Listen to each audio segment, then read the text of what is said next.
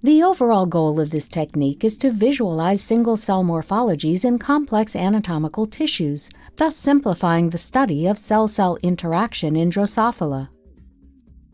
This method can help to answer key questions regarding complex cell morphologies and cell-cell interactions using the fruit fly.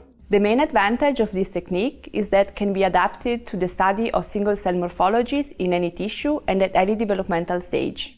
Demonstrating the procedure will be Anja Kieser, a technician in our laboratory.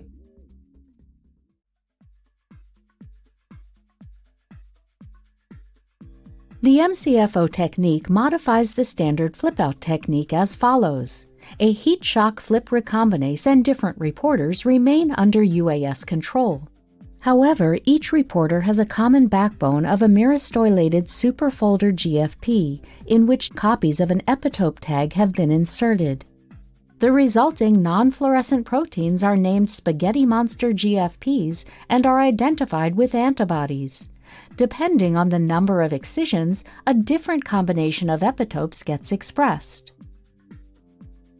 Because the HSP promoter is slightly active at 25 degrees Celsius, set up crosses at 18 degrees Celsius where it is truly inactive. Then wait around 20 days to obtain the F1 generation. Sort the F1 females and males into separate vials. To heat shock them, first transfer them into fresh food vials when they are 3 to 4 days old. Younger flies can be too delicate to heat shock.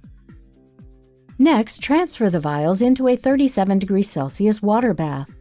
Submerge them deeply to ensure a homogeneous heat shock. For sparse labeling of glial